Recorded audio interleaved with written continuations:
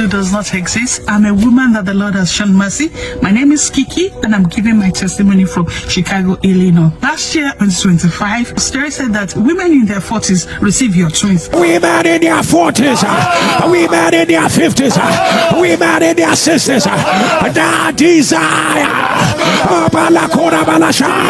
to carry their babies.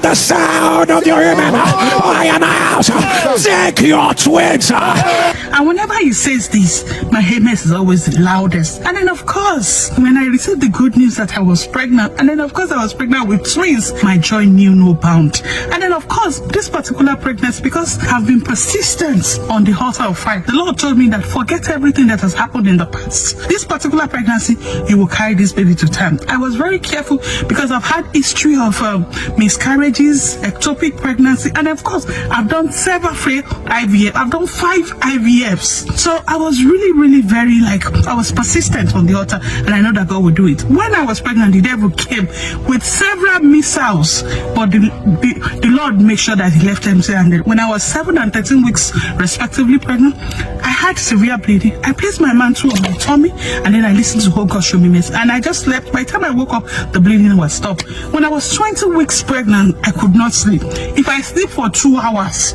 it is a luxury, but God showed me mercy. When I was 23 weeks pregnant, I have severe hemorrhage. I was practically stooling lumps of blood. I even thought it was dead, but I remember the promise that God told me that these babies, I will carry them to term. God showed me mercy. When I was 32 weeks pregnant, I woke up and I was uneasy, and then of course I went to the ER, and then of course they admitted me, and after carrying out several tests, they said they have to deliver the baby, that I have intestinal blockage, and in the interest of the safety of the baby, they will have to deliver the baby. So I had a double surgery. I had a cesarean session to bring forth my bouncing baby, 2 boys, twins, and then of course they cleared the blockage in my intestine, and this is when the story started. They took my baby to NICU, and then of course they took me to ICU, and after surgery it is expected that you will get better, but in my own case this time I wasn't getting better after several days. But while I was unconscious, there was something I keep hearing. Pastor Jerry will say, oh yeah, place your hand on the ground. Who hearts hear my voice?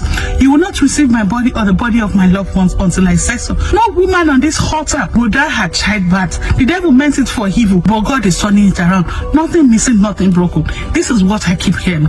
And eventually, about day 8 or 9, when I eventually opened my eyes, I saw my sister from Australia and in Chicago, and I knew that something was wrong. And my other sister, she's also an NSPD, she was on the altar. She kept telling me that I'm praying for you. Don't worry, Pastor Jerry will mention your case. And then of course I wasn't getting better, and my sister said she will get better. It is prayer that she needs. I had incisional breakdown with abscess and treatment resistant sepsis. I had protracted explosive diarrhea. I've never seen that type of diarrhea before in my life. My kidney was failing. I was severely anemic. I needed blood transfusion and dialysis, and I had postpartum delirium. Only me, 1%. At the time I had about 6 consultants who were they had to put their heads together just to design a treatment plan for me. But my sister keeps saying that it is prayer will give us a turnaround. My sister said that on November 25th that Pastor Jerry mentioned my case. From the time you delivered up until now, it's been from one complication to another, from one complication to another, and they're saying your kidney has failed, and they're saying your kidney has failed. If you are the one put it on the live stream, by the power that resists from the dead, I announce, let it be reversed. Every medication they were giving me, none of it was working. But the good thing was, as I was busy fighting my life, my children, they were thriving in NICU. They were meeting their milestones, they were adding weight, and they keep telling me great and marvelous things about them. They were perfect. The plan of the devil was to take my life, but God turned it around. The God of this altar turned it around. Mercy said no. Eroi said no. I have to thank the ministry of Pastor Cherry. Thank God that I was on this altar, because it was the prayers that I prayed on this altar that worked for me, and the devil left empty-handed. And for every part of my body, every organ, every cell that the devil tried to afflict, God gave me a new one after recovery. We did pray, he did show. Thank you so much.